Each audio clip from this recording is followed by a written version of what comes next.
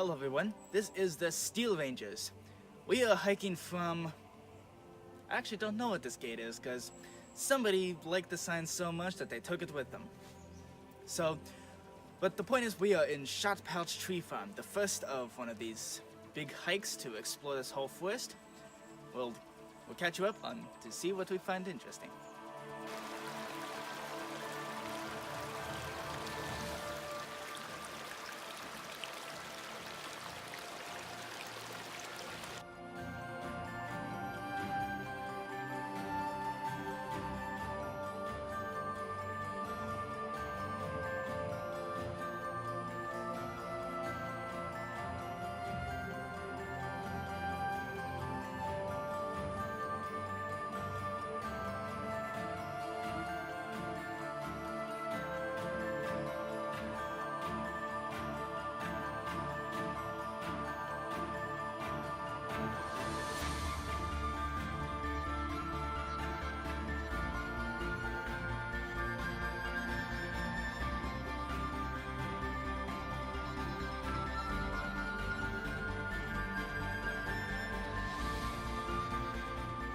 We've now been hiking for 2 miles, spent 1 hour doing that, and we haven't really gotten anywhere. We were hoping to get to the Peak Cemetery along this road, but it dead-ended. All routes pretty much have dead-ended, so we're gonna have to double back and see how we can get to the cemetery before lunchtime.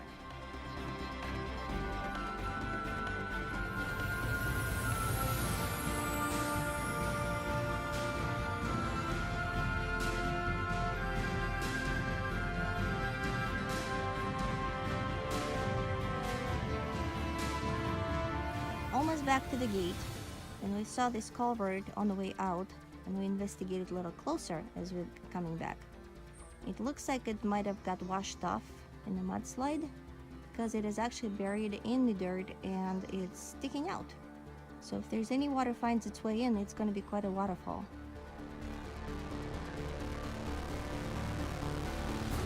It is well into deer hunting season, but this is the only lifetime form we see out on the trails. From the looks of it, all the deer are hiding in town.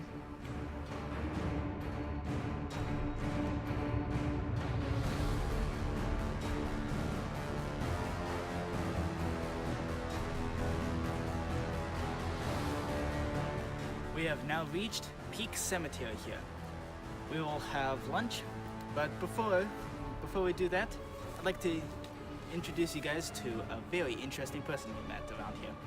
His name is Kevin Ziggy, and he knows a lot about the history of this area. We were talking to him for about half an hour. He's a really cool guy. So, Kevin, if you're watching, you're awesome. We're inside the gate, checking out the installation from earlier this week. It's nice and sturdy. Means it's time for lunch. We finished our lunch, practicing what we preach. We had a few pieces left behind. There's nothing behind when we're leaving. So pack it, tag it, and carry it out. We're going to go and explore a couple more forks and then head back to our car. We hiked about a quarter of a mile from Peak Cemetery. We're on one of those side roads, and we've picked up this much trash already. That crate is very fragile. We're gonna have to pick it out and figure out how to carry it out of here. But 2 bags of trash off of less than a quarter of a mile, it's rather tragic. This is why as much as it bugs us, we understand why people want to keep their gates closed. This little piece was exactly 1/2 of a mile. And just for frame of reference, this is a large kitchen bag, one of those 13-galloners. It is filled with shot and in some way dilapidated plastic containers and other trash. We also collected a regular-sized shopping bag full of recyclables.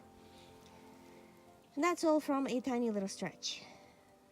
So our find for the day is mounting. We're gonna have to come back, drive by, and pick it all up. There's too much to haul out.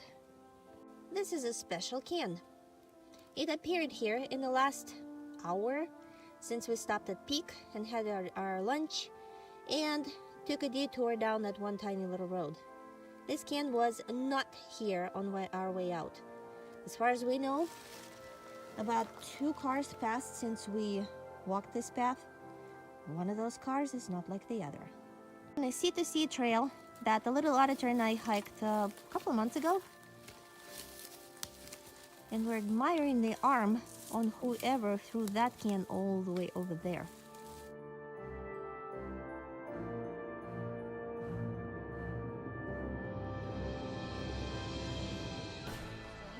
We found about 2,000 cigarette butts just sitting here on the side of the road.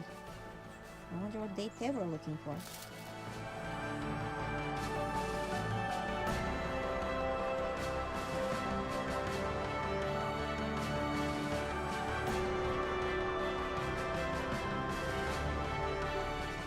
Strangest part, this is the shot pouch road where everybody's driving, and as we came to find out today, it's rather busy on the weekends. So for somebody to sit here in the car or stand and drop all those butts out of here, it had to be a while. After visiting the Peak Cemetery, we then re-hiked part of the C2C trail that the Little Auditor and Head Ranger hiked about 6 months ago. And we're happy to report we only found this much trash. It's not very much, and it's mostly actually repeated litter. Who knows why that's the case. So, thank you for watching, everyone. I hope you enjoyed this post. If you did, please let us know, and we'll see you next Saturday for another story in #Pliking.